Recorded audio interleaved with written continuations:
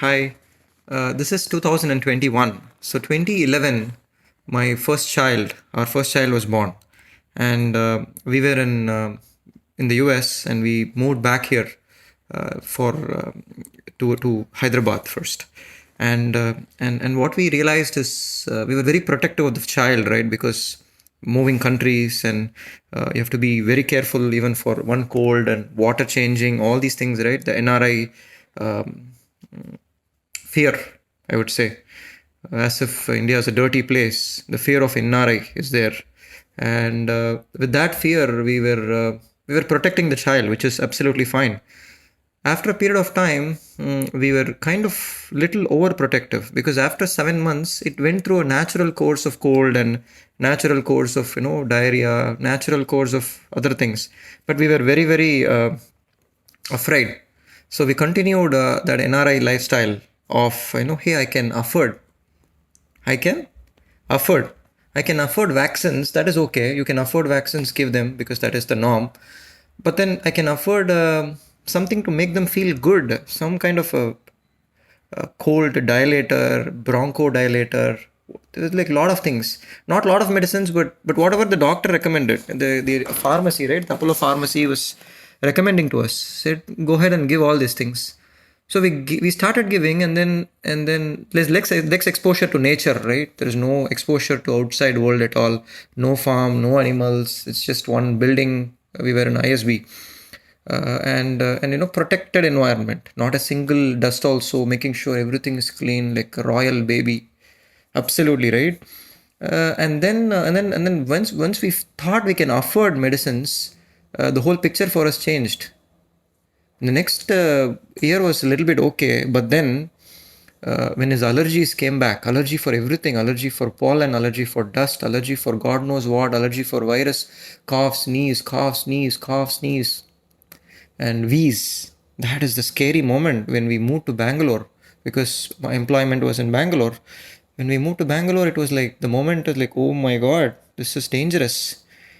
We cannot manage this at all.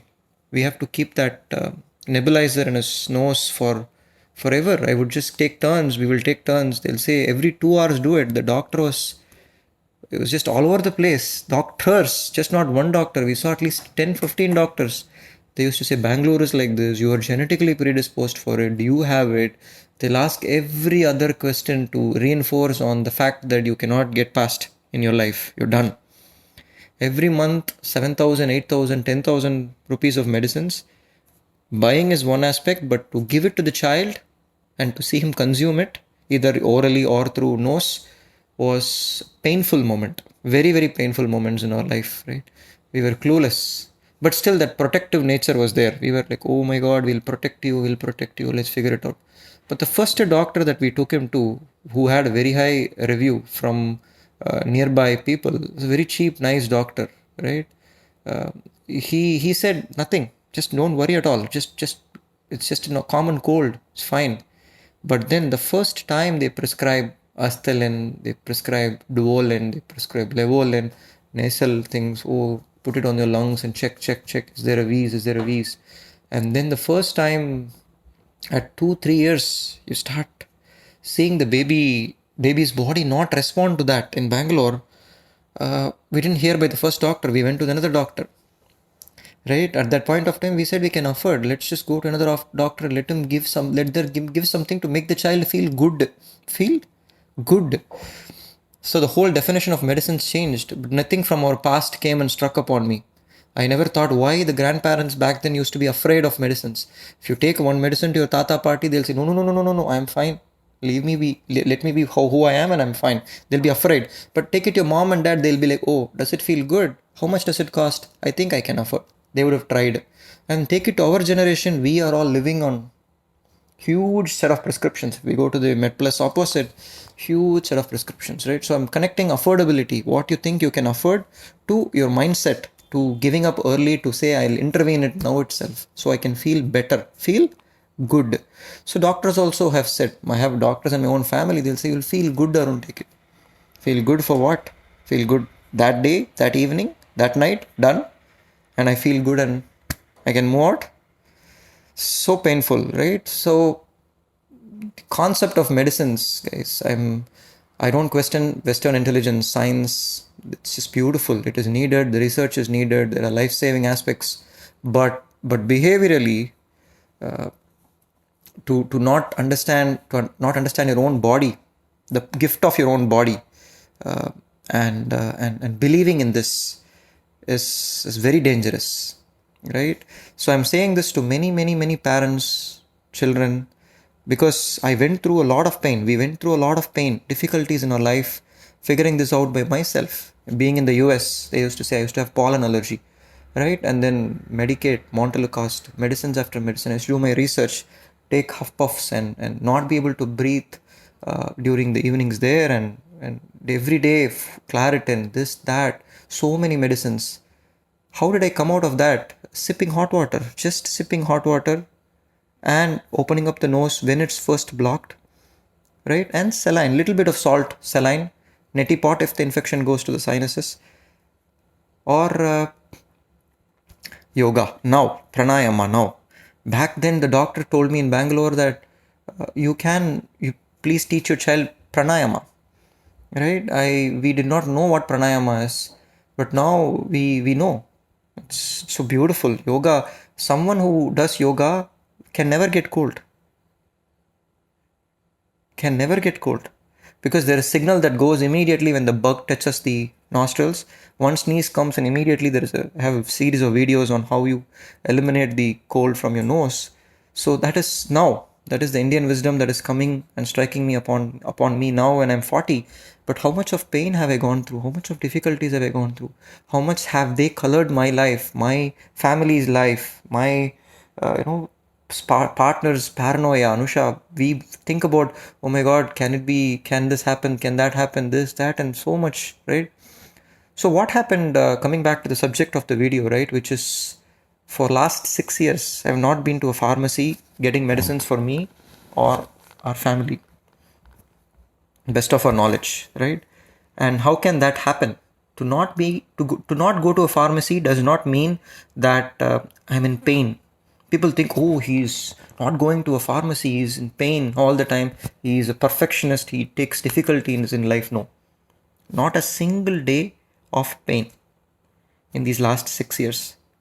How can that happen? Is when Smera was born, in few months, they took her to again, first episode of cold, right? They took her to a doctor, and then we took her to a hospital, and they said, can you please stay outside when we suck the phlegm out of her nose? Can you please stay outside? We were like shocked. We said, no, thank you. Took her, ran to a alternate medicine. We said we had to believe in something else. No, we have to believe in something else, because this is not the route. We know we cannot afford this. First child is already afraid and he's slowly recovering from these asthmatic conditions after so many preparations. Second one, if it goes through again, we are done. No, nothing at all, right? No future. We will not even have a minute to spare. We'll only have difficulties in our life. So we said, just took the child away from the hospital, and we said, alternate medicine, where do we go? At that point of time, in my apartment complex, somebody said, there is a doctor here, he's a doctorate. He practices homeopathy, but he's general Ayurveda. He's from Kerala. He loves to take care of people, and so much crowd, Bangalore crowd, goes to him for getting better. So I went to him. His name is Dr. Chandran, Bhadra Homeo Clinic in Bangalore, right? This is a devotional moment for me, right? So we went there. He first question, he said, I don't care what medicines you're taking. If you can throw everything away and come to me, come to us, and believe in your own body and come to us, we'll start the conversation, otherwise get lost. He said, get lost. I don't care for who you are. He said, we were like giving conditions and congestion. Even one terminology we use, right? He'll be like, forget it, don't even come to me, go away. And he used to scold also. First time I thought, I've never gotten scolded like this. Why should I even do this? With Anusha, I said, shall we just go home? Shall we just forget about this guy and go home? But then something made us hold on to it, right? Anusha was the one who insisted that we hold on, because she's seen from somebody that there is great things happening. So we held on to it, and we found out one magic was when our child was sick, falling sick, at that time when we actually message him instead of medicating him, If we message the doctor instead of medicating the child, that duration, just in the 2-3 hours, the child was improving. The child was improving. So it needed care only in that period, first time. So the body knew that it had to come back by itself. Slowly we practiced it for 1 week, 2 weeks, 3 weeks. In 1 month, less than a month, not even a month, right? Everything went away. The cold went away, the cough went away, the wheeze went away. We can see that improvement. In the second child, never again. That's it. We even got so high that, oh, should we vaccinate and everything? We still vaccinated, but still, right? We were like, my God, how can this happen? We were just like, got out of medicines completely. So it's just not the child, but it's me. It's all of us in the family that we started believing in our own body, the power of it being able to come back, manage your anxiety, paranoia, trust the community, trust people around you. If you get a cold, everybody is getting a cold. That's why you have the cold. When you have a cold, practice yoga, then everybody will quit together. So that is the reason I practice welfare for everybody. Whenever I learn something, I make sure it propagates everything, be it Bharatanatyam, Silambam, yoga, anything, any beautiful form of art. I want art or science, right?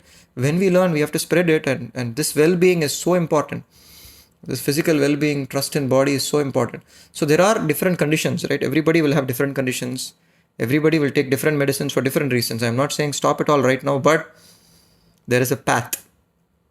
There is a path to stop it. Visualize that path. Visualize that path today.